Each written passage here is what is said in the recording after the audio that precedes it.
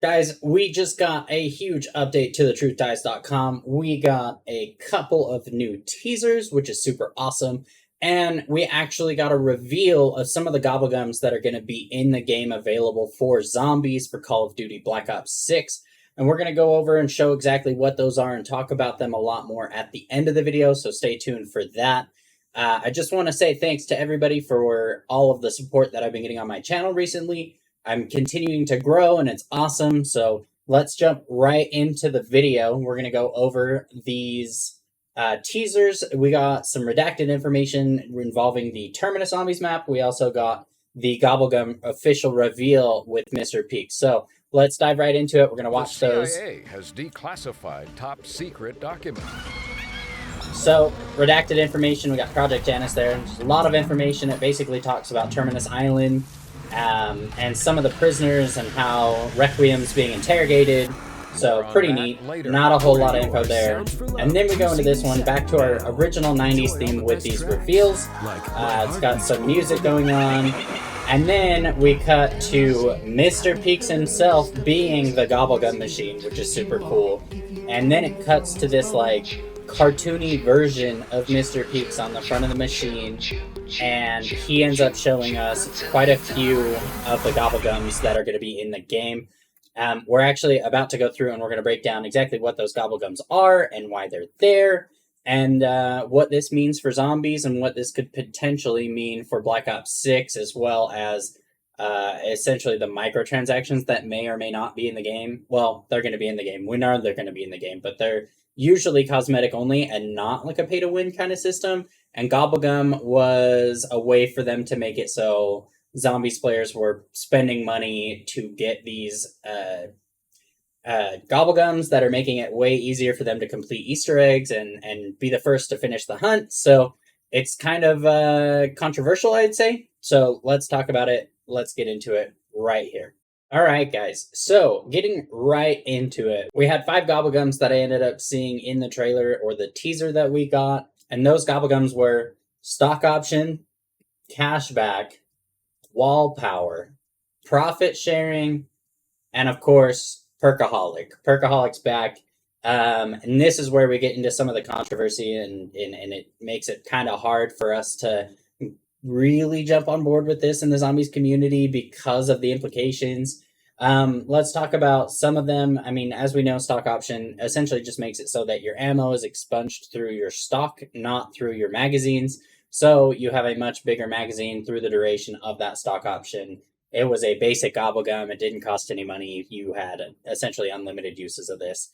And then we had Cashback, which was I believe, a rare Gobblegum that dropped a max ammo, which was obviously incredibly helpful, so that you could get those max ammos pumping out as many as possible, and that was pretty beneficial. Along with that, we have profit sharing. Points were shared among all teammates. So that one was also really cool, especially when you were doing a 4-player Easter egg, or were running Easter eggs with 4 players. Somebody would pop that on and everybody would gain points together, which was cool. Wall power, another great one. If there's a wall weapon that ends up being really good in the game, usually it ends up being a shotgun with this Dark Ether storyline. You'll be able to pack a punch that while using this Gobblegum directly off the wall buy, so you don't have to use the pack punch, don't have to spend the pack punch points, and get a free pack punch weapon. So that's pretty cool. Now we get to Perkaholic, which I think, in my opinion, is one of the most controversial Gobblegums to exist. It gives you every perk that's available on the map.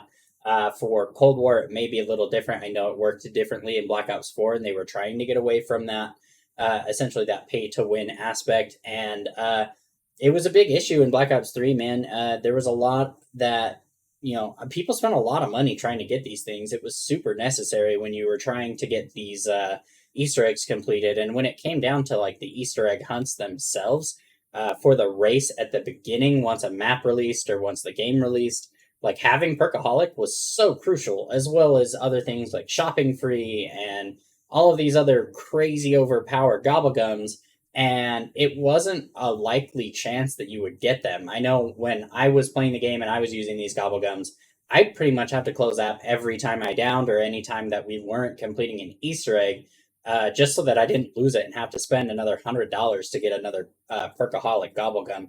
Now, we do know that loot boxes and that kind of era of Call of Duty is kind of fizzled. It's away. We're in Battle Pass mode.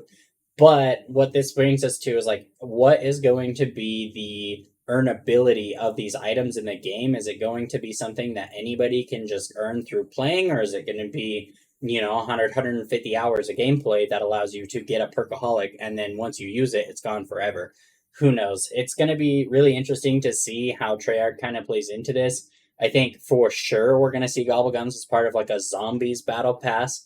I think there will be missions or challenges, achievements that can also reward Gobblegums. I mean, I know there was like elixirs, or there was also things like the liquid divinium vials in Black Ops 3 that you could earn through playing the game, and you could spend those to roll the dice and hopefully get one of these Gobblegums.